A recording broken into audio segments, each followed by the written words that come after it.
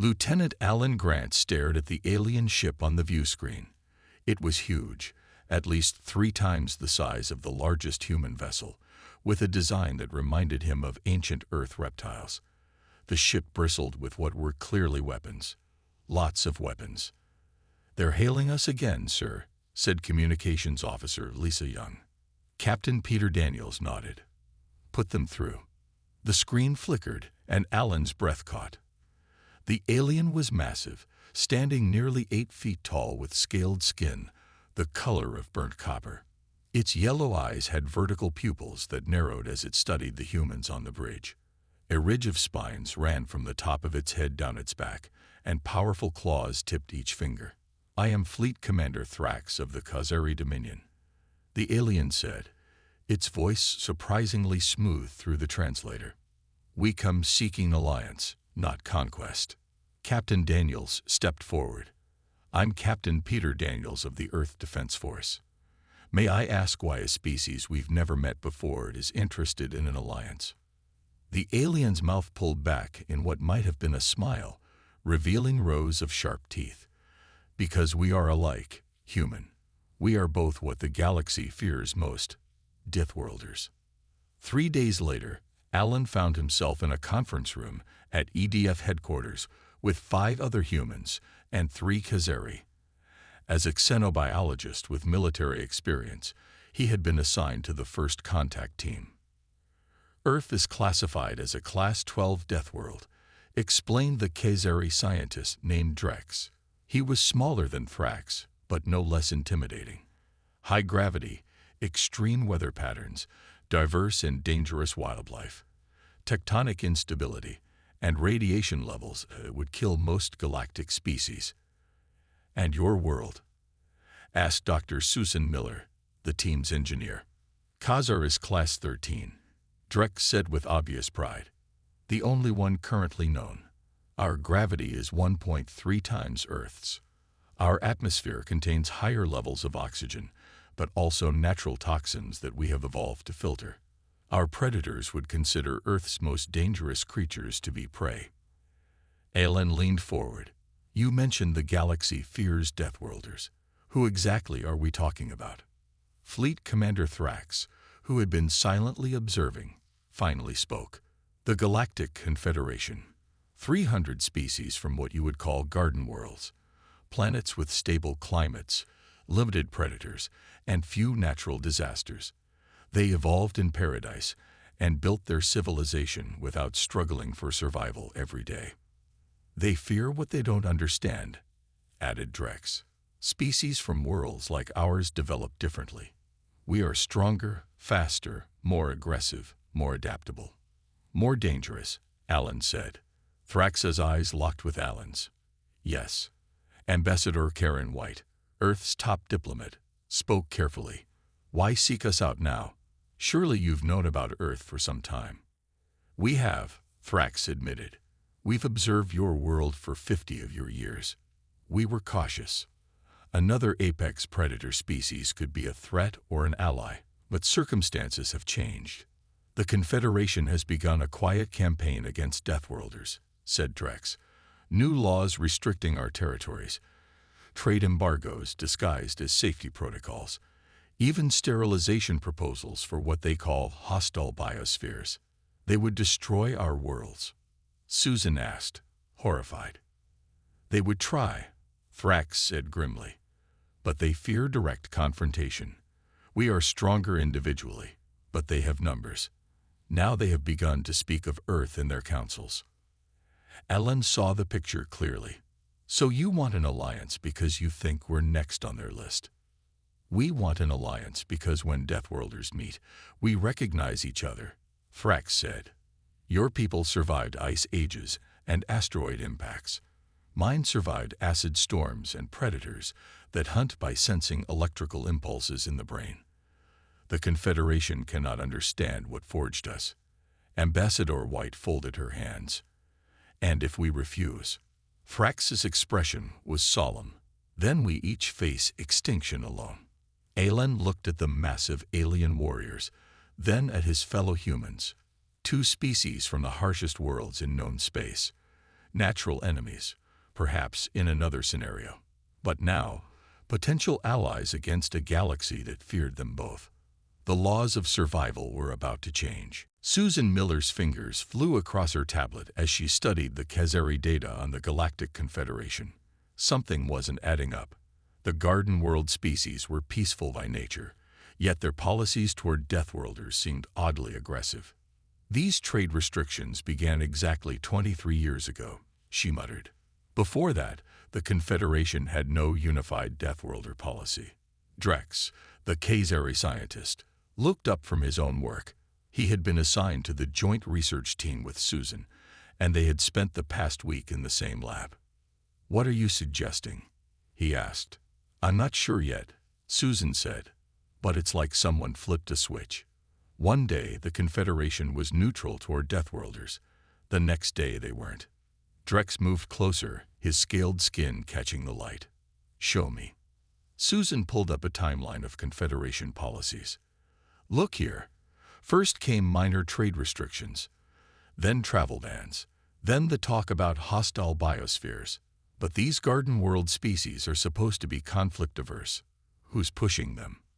Drex's eyes narrowed. "Someone who benefits from isolating Deathworlders." On the other side of the base, Lieutenant Alan Grant packed his survival gear. He had been assigned to escort Ambassador Karen White to Khazar, the first human delegation to visit the Khazari homeworld. "Are you ready for this, Lieutenant?" asked Captain Daniels, who had come to see them off. "As ready as I can be, sir," Alan replied. "The briefings on Khazar's environment are intimidating." "That's putting it mildly," Daniels said. "Toxic atmosphere, predators the size of buses, acid rain, and that's their idea of home." Ambassador White joined them, carrying a small bag. She was a tall woman with a calm manner that hid a razor-sharp mind. "Our hosts have provided environmental suits," she said, "though Commander Thrax says we'll only need them outside the shielded areas." The trip to Khazar took 3 days aboard a Khazari ship. When they arrived, Alan's first view of the planet nearly took his breath away. From orbit, it looked like a world on fire, swirling red clouds with flashes of lightning that made Earth's worst storms look like gentle rain. As their shuttle descended, Thrax pointed out landmarks. That mountain range emerged after a quake 50 years ago. The Southern Ocean is acidic enough to dissolve metal. Those dark patches are herds of grazing animals larger than your elephants. Alan tried to hide his shock. "And this is where you evolved." "This is what made us strong," Thrax replied simply. The shuttle landed in a domed city. When the doors opened, Alan felt the heaviness of the higher gravity immediately. Despite being in excellent shape, he felt like he was wearing weights on every limb. While Ambassador White met with Khazari leaders, Alan was given a tour of a training facility where young Khazari learned combat skills. He watched in amazement as they practiced with weapons and bare claws, moving with surprising speed despite their size. "Impressive," he said to his guide, a Khazari named Silex. "Would you care to demonstrate human fighting methods?" Silex asked. Before Alan could answer, alarms blared through the facility. Silex's communication device buzzed with an urgent message. "The research station has been attacked," he said, his voice tight. "The one where your scientist Miller is working." When they arrived at the station, parts of it were in ruins. Susan and Drex were helping the wounded. Susan's face was streaked with soot, but her eyes were bright with anger. It wasn't the Confederation, she told Alan as soon as she saw him. "We found something in their records. There's another species behind all this. The Vess Collective. They'd been manipulating the Confederation for decades." Drex held up a small container with something moving inside. "They left this behind. A biological weapon, but like nothing we've seen before." Susan's voice was grim. "The Vess just revealed themselves.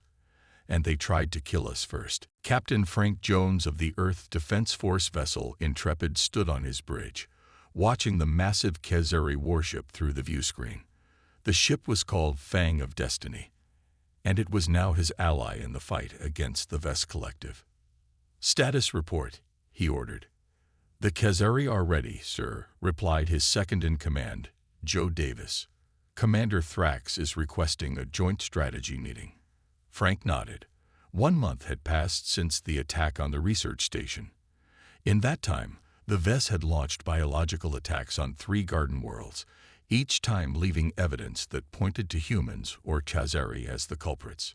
"Tell him I'll be right over," Frank said. The meeting took place in the Khazari ship's war room. Frank felt small among the towering aliens, but he didn't let it bother him. The Khazari respected strength, not size. "The Vess are trying to turn the Confederation against us," Thrax said, pointing to a map of recent attacks. "They know that together, our species are a threat to them." "But why target us specifically?" Frank asked. "There are hundreds of species in the Confederation." A Khazari scientist named Zora answered. "We believe it is our adaptability they fear. Garden world species develop in stable environments. When conditions change, they struggle to adjust. But Deathworlders, we thrive on change." Frank finished. "It's what made us survive on our planets." "Exactly," said Thrax. "And the Vess know this. They have been the hidden power in the galaxy for centuries, guiding the Confederation like puppets. Deathworlders are the only species who might notice their manipulation and fight back."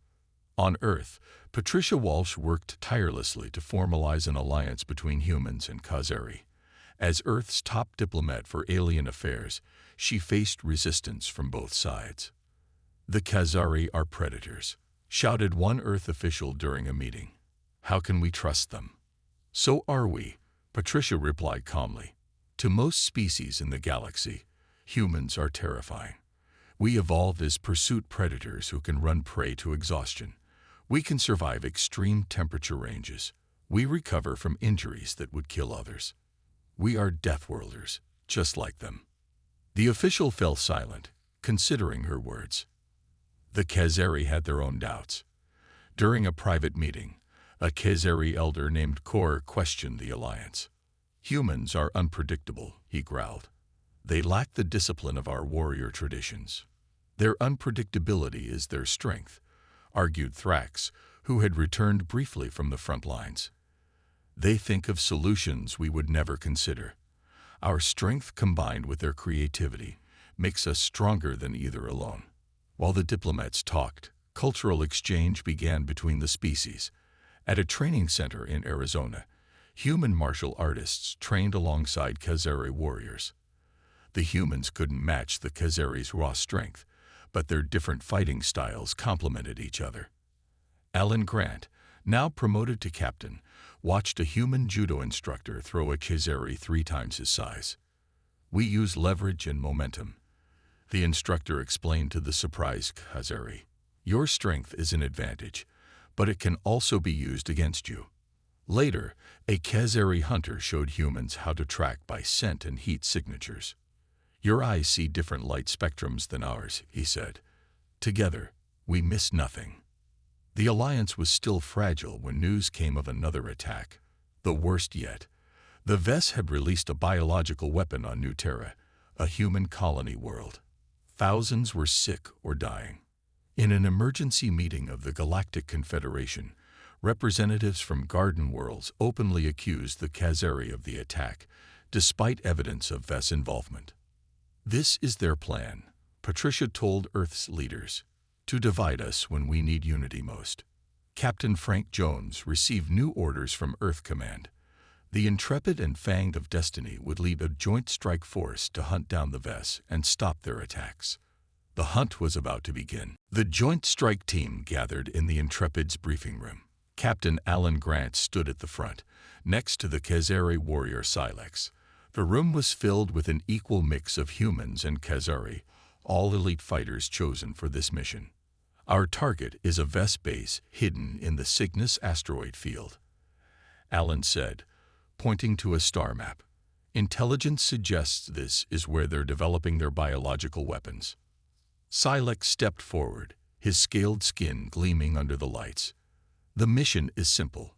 We get in, gather evidence of Vess attacks, destroy their weapons lab, and get out." Simple doesn't mean easy, added Nicole Baker, a human demolitions expert with short red hair and sharp eyes. At 35, she was the oldest human on the team and had fought in 3 Earth conflicts before aliens ever made contact. The team spent the next week training together. The humans learned quickly that while they couldn't match Khazari's strength, they had better endurance. The Khazari could fight intensely but tired faster in extended operations. Your bodies are efficient, Drex explained during a medical briefing. Humans evolved to chase prey for many hours. Khazari evolved to overpower prey quickly. So we're marathoners, you're sprinters, Nicole said. Precisely, Drex agreed. Together, we are stronger than either alone. The Intrepid and Fang of Destiny reached the asteroid field 3 days later. The ships hid behind a large asteroid while the strike team boarded a stealth shuttle. As they approached the hidden Vest base, everyone fell silent. No signs they've detected us, whispered Joe, the human pilot. The base was built into a large asteroid. The team docked at an emergency airlock and cut their way inside. They moved through dark corridors, humans and Khazari watching different angles, covering each other with practiced precision. In the central lab, they found what they were looking for. Containers of biological agents lined the walls, each labeled with a different planet name. Look at this, Nicole called. She had found a computer terminal and was scrolling through files. They'd been doing this for thousands of years. The Vests evolved on a gas giant's moon. They have minimal physical strength but extremely advanced biological science. Alan joined her. They've been manipulating species against each other since before humans discovered fire. Silex growled, a sound that made the humans instinctively tense. They saw our species as threats before we even reached space. Nicole downloaded the files while the team planted explosives around the lab. They were nearly finished when alarms blared through the facility. We've been detected, Alan shouted. Move to extraction point. The team ran through corridors now filled with gas. The Khazari, with their naturally filtered breathing, were unaffected, but the humans had to don masks. They fought their way back to the shuttle, facing security drones with biological weapons. Just as they reached the airlock, a massive explosion rocked the base. The path to their shuttle was destroyed. It's a trap, Silex snarled. They knew we were coming. The base began to break apart as the team raced to find another way out. Nicole spotted an emergency shuttle bay. There, she pointed. Secondary evacuation pods. They barely made it to the pods before the base exploded completely. Alan, Nicole, and 3 others piled into one pod while Silex and the remaining team took another. The pods shot away from the exploding asteroid in different directions. Mayday, Mayday, Alan called over the radio. Strike team to Intrepid. We're in escape pods and need immediate pickup. Only Static answered. Through the viewport, Alan saw the Intrepid and Fang of Destiny engaged in battle with 3 Vest ships that had appeared from nowhere. The pod's computer announced their trajectory. Emergency landing protocols engage. Nearest habitable planet. Targus II. Warning. Class 10 Deathworld environment. Alan looked at his team, 3 humans and 2 Khazari, all injured with limited supplies. They were headed for a death world with no guarantee of rescue. The hunt had just become a fight for survival. The escape pod crashed through the thick atmosphere of Targus II, heat blazing around its hull. Inside, Alan Grant held on as the small craft shook violently. Beside him, Nicole Baker worked the emergency controls while the 2 Khazari, Silex, and a younger warrior named Crag braced themselves against the walls. Braced for impact. Nicole shouted as the pod slammed into soft ground. They gathered what supplies they could from the damaged pod. The air was breathable but filled with strange spores that made the humans sneeze. The gravity was slightly stronger than Earth's but weaker than Khazar's. Any contact with the other pod? Alan asked as Nicole checked their communications equipment. She shook her head. Nothing from them or our ships. We're on our own.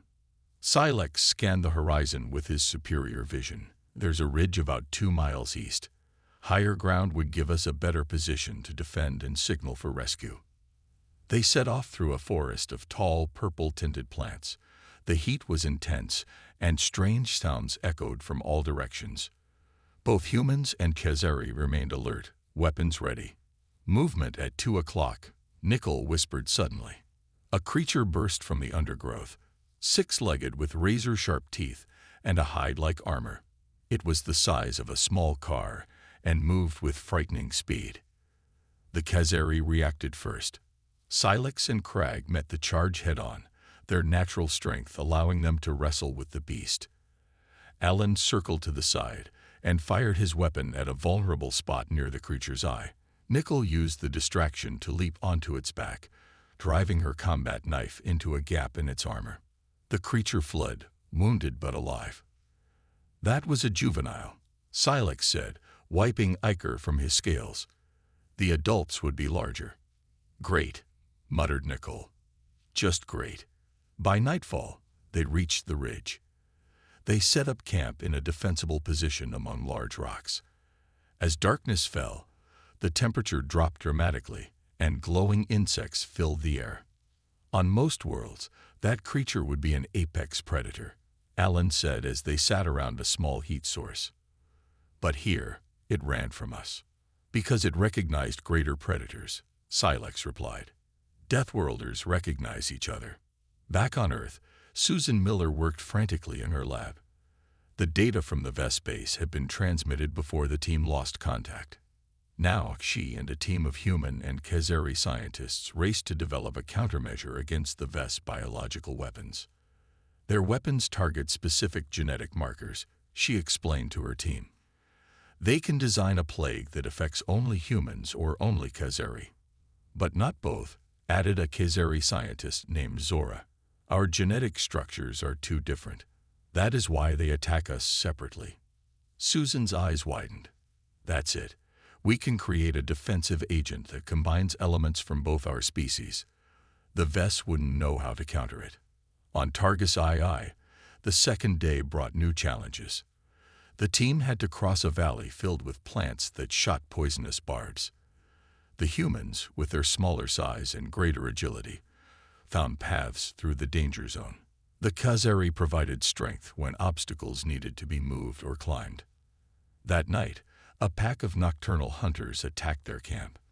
In the chaos of the fight, Crag was badly wounded. Alan used his field medical training to help the injured Khazari while Nickel and Silex held off the attackers. "Why are you helping me?" Crag asked weakly as Alan treated his wound. "Because we're a team," Alan replied simply. By morning, they spotted a structure in the distance, clearly artificial and not part of the natural environment. "That's not one of ours," Nickel said, studying it through binoculars. "And it's not Khazari design either." Silex took the binoculars. "VES, it must be an observation post." Alan's expression hardened. "Then we're not just trying to survive anymore. We found another VES base, and this time, we're going to find out exactly what they're planning." Nickel checked her remaining explosives and grinned. "I was hoping you'd say that." The VES observation post was smaller than the base they had destroyed in the asteroid field. Alan, Nickel, Silex, and the injured Crag watched it from the cover of tall purple plants. 2 VES guards stood at the entrance, thin, pale creatures with large heads and 6-fingered hands. "First time I've seen one in the flesh," Nickel whispered. "They don't look so tough." "They aren't," Silex replied quietly. "Physically, they are among the weakest spacefaring species, but their minds and their technology make them dangerous." Alan studied the building. "We need to capture at least one alive. We need answers." They planned their attack carefully.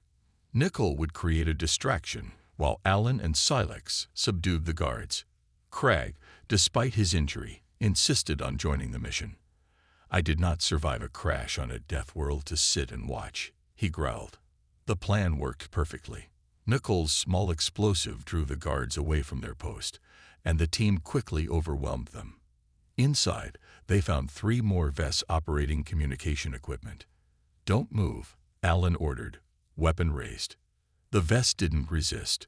Their large black eyes showed fear as the humans and Kazari secured the room. "Why are you watching this planet?" Silex demanded. The lead Vess, wearing a silver collar, answered in a high musical voice. "This is one of many observation worlds. We monitor developing species." Nickel discovered a computer terminal and began downloading files. "Alan, you need to see this," she called. "They're not just watching.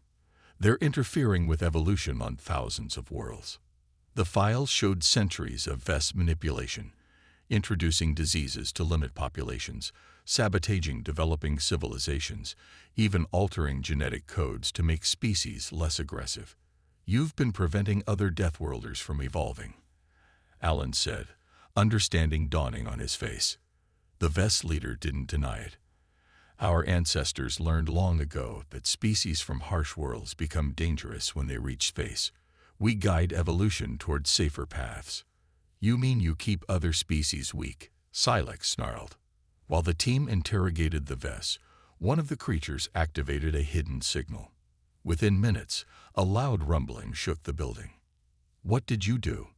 Alan demanded. The Vess smiled thinly, called for help. The team rushed outside to see a Vess ship descending from the clouds. They barely made it back to cover before energy weapons fired on their position. "We need to get back to our camp and signal for extraction," Alan shouted over the noise. They ran through the forest, the Vess ship hunting them from above. When they reached a river, Silex grabbed Alan's arm. "Take the data and go," he said. "Crag and I will draw them away." "We don't split up," Nickel argued. "It's tactical," Crag said. "The Kazari can move faster in this terrain. We'll meet at the signal point in 2 days." Reluctantly, Alan agreed. The team separated, with the Kazari heading west, while the humans crossed the river heading east. The Vess ship followed the Kazari. 2 days later, Alan and Nickel waited anxiously at their crashed pod, which they had converted into a signal beacon. Their emergency transmitter was sending a continuous distress call. "They should have been here by now," Nickel said, scanning the horizon for their Kazari teammates. As night fell, they heard movement in the darkness. Both raised their weapons, but lowered them when Silex emerged from the trees. He was alone and wounded. "Crag?" Alan asked. Silex shook his head. "He gave his life so I could escape with this." He held up a small device. "It's a Vess control module. They use it to access their entire network."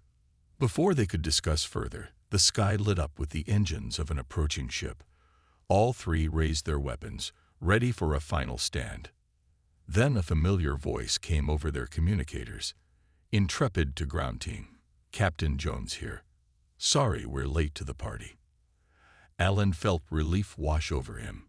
"Captain, you have no idea how good it is to hear your voice. But sir, the situation is worse than we thought. The Vess aren't just targeting us. They're controlling species development across the entire galaxy." "Then let's get you home," Jones replied. "The real fight is just beginning." 1 month after the rescue from Targus II, a massive battle raged in Earth's orbit. The combined human and Kazari fleets fought against the largest Vess armada ever seen. The Intrepid and Fang of Destiny led the defense, their crews working together with practiced efficiency. "They're targeting our command ships," Captain Frank Jones shouted as the Intrepid shook from a direct hit. On the Kazari flagship, Commander Thrax coordinated their forces. "Focus fire on their lead vessels. Do not let them break our line." The evidence gathered from Targus III had exposed the Vess conspiracy to the Galactic Confederation. Some Garden World species sided with the Vess, claiming their methods had kept peace for centuries. Others were horrified by the manipulation and joined the Deathworlders alliance. Now the Vess had launched their main assault against Earth, believing humans to be the more unpredictable threat. The battle had raged for hours with heavy losses on both sides. Alan Grant and Silex were on a special mission, leading a small team to infiltrate the Vess command ship. Using the control module Silex had captured, they bypassed security systems and reached the central control room. "Place the charges," Alan ordered as they secured the room. Nicole Baker moved quickly, setting explosives at key points. "This won't destroy their whole fleet," she warned. "It doesn't need to," Alan replied. "We just need to disrupt their command structure." On Earth, Susan Miller watched the battle from mission control. The defense of Earth was only half the plan. The real key to victory lay in the countermeasure she had developed with the Khazari scientists. "The delivery system is ready," she told Patricia Walsh, who had been coordinating the diplomatic aspects of the joint defense. "Deploy it," Patricia ordered. Across the Vess fleet, a specialized virus began spreading through their life support systems. It wasn't lethal. Instead, it neutralized the mind-controlling parasites the Vess used to manipulate other species. Throughout the Confederation, affected leaders suddenly found themselves free of Vess influence for the first time in years. As Alan's team prepared to escape the Vess command ship, the lead Vess commander confronted them. Unlike the others they had encountered, this one was larger and moved with surprising speed. "You cannot stop us," the Vess hissed. "We have guided the galaxy for thousands of years. Without us, chaos will reign." "You mean without you, species will be free to develop naturally," Alan replied. "Freedom leads to conflict," the Vess argued. "We prevented countless wars." "By enslaving minds," Silex growled. "That ends today." The Vess lunged at Silex with unexpected strength. They fought briefly before Alan pulled the Vess away. Together, Human and Khazari subdued the commander. "Why do you hate us so much?" Alan asked as they bound the Vess. The commander's large eyes blinked. "We do not hate. We fear. Your kinds adapt too quickly. You overcome any obstacle. What happens when you face an obstacle you cannot overcome through ordinary means? You will destroy everything." As they escaped the command ship, Alan considered the Vess's words. After they reached safe distance, Nicole triggered the explosives. The Vess command ship didn't explode. Instead, its systems shut down, leaving it drifting powerless in space. With their command structure broken and their parasites neutralized, the Vess fleet began to retreat. The battle was won, but the war wasn't over. The Vess homeworld remained protected by powerful defenses. 1 week later, the leaders of Earth and Khazar met to discuss their next steps. Alan and Silex attended as heroes of the battle. "We could bombard their world from orbit," a Khazari general suggested, "and become the monsters they feared we would be," Alan countered. He stepped forward with an alternative plan. "Instead of destroying them, we teach them. We create a program where Vess must experience life on Deathworlds through virtual reality. Force them to understand what shaped us," Silex added, surprising everyone by supporting Alan's merciful approach. The Council agreed. The Deathworlder Pact was formalized, not just as a military alliance, but as a new approach to galactic relations. Species from harsh worlds would teach survival and adaptation, while Garden Worlders would teach cooperation and harmony. As the first class of mixed species recruits gathered for training at the newly established Deathworlder Academy, Alan stood beside Silex, watching humans, Khazari, and even a few curious Garden Worlders prepare to learn from each other. "The laws of survival have changed," Silex observed. Alan nodded. "From survival of the fittest to survival through cooperation."